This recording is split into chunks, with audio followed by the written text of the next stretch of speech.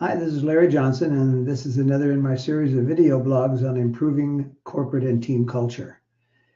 And today I wanted to talk about leading change and how you get people off the dime and get them moving. There's an old saying that says, we always prefer the certainty of misery over the misery of uncertainty. Uh, and that phrase that I would love to quote, and I've been doing so for years, it reminds me of a college president that I was working with who was frustrated because his team, he'd given an assignment to get a plan done to um, do some new building on the campus, and the team was made up of professors and people who worked there, and this president believed in participative management, so he wanted a team recommendation from the people who were going to have to use the buildings. That makes sense to me. Anyway,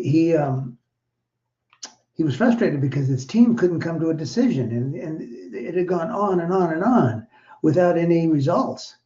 And so he asked me what I thought he should do. And I asked him, what kind of deadlines have you set for them? And he said, well, I set them and then they just pass them and go on. And I said, well, then they're not really deadlines. And you're going to have to get kind of tough here and set deadlines, hold them accountable. And if they don't meet the deadline, maybe disband the group and just make the decision yourself. And he thought that was kind of autocratic. It just really wasn't his style. And I said, yeah, but there's a point where you have to get off the dime and move. And I'm reminded of IBM, who back in the 90s was really struggling, because the world had changed around them. They'd always been the big mainframe manufacturers and was king of the hill, but they were losing that position real fast as the whole new world of PCs and laptops and networked systems were coming into play, and the web was starting to rear its beautiful head. I almost said ugly head, but I love the web. And IBM was kind of falling out of favor, and they were losing a lot of money. And so they brought in a guy named Lou Gerstner, who had been the CEO over at RJ Nabisco.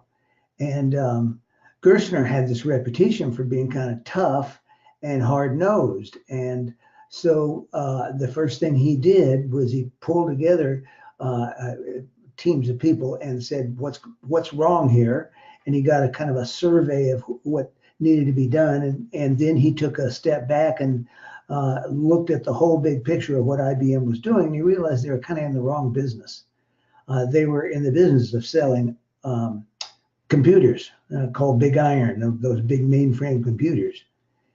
And he realized that the profit margin for that was really low, and they were falling out of favor and losing their position to PCs and LANs. And so he changed the whole focus from being a hardware company to being one that sold services. Now that's a big change. Imagine if you've been working at IBM for 30 years and your whole focus is on selling mainframes, especially if you're in the sales force, which IBM had a huge one, then that's going to be a head spinner. So Gerstner was very careful to educate people and help them to understand this is why we need to go where we need to go. And then he pretty much said, get on the train or get off. And 100,000 people were laid off because they just couldn't make that adjustment. And so it reminds me that sometimes when you were dealing with people who are really resistant to change, there is a point, if you're in a position of power, where you have to put your foot down. Now, you want to get all their input you can from them so they feel like they're part of the decision, but at some point, you have to get kind of hard-nosed. In other words, I think you have to mix some tough with the tender when you move people towards a new goal or a new place, because they're going to resist it. They're not used to it. You're putting them out of their comfort zone. But that was what Gerstner did, and as a result, he was able to turn this big, huge behemoth of a company, which was headed for the same place that Blockbuster headed and that Sears, which just declared bankruptcy, has headed. He was able to turn that company around, and he got full credit for it by changing the focus of the company from selling hardware to selling services. In other words, you buy the hardware for us and we'll almost sell it to you at a loss. And then we will sell you the services where the real profit is. And that whole new concept, Gerstner had to kind of get everybody to get on board with it or get off the train. And he was able to do that by being kind of tough on it, more than being kind of tough. In fact, his nickname was Lou the Terrible. And that was one of many nicknames that others I can't even really say on the air here. But anyway, that's my thought for today, is that as you bring about change, you want to get people's input so they feel like they have ownership in whatever decision you're making. And you want to collect their ideas because those ideas are really valuable. But there's a point where you have to put your foot down and say, we're moving forward. So that's it for today. I'm Larry Johnson. If you need to reach me, either for thoughts or ideas or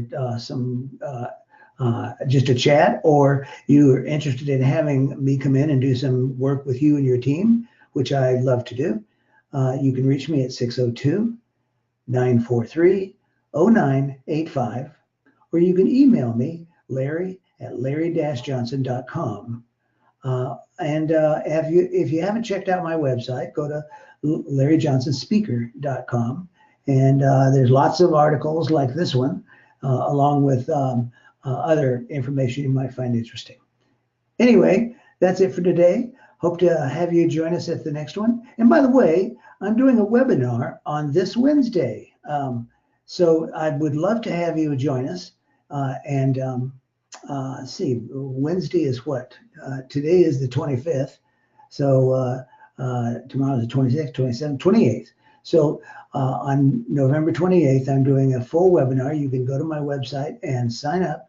The cost is $249, and you can have your whole team sit in on it. So if you have 10 people, that's what, $24 a piece. So I think it's a pretty good deal.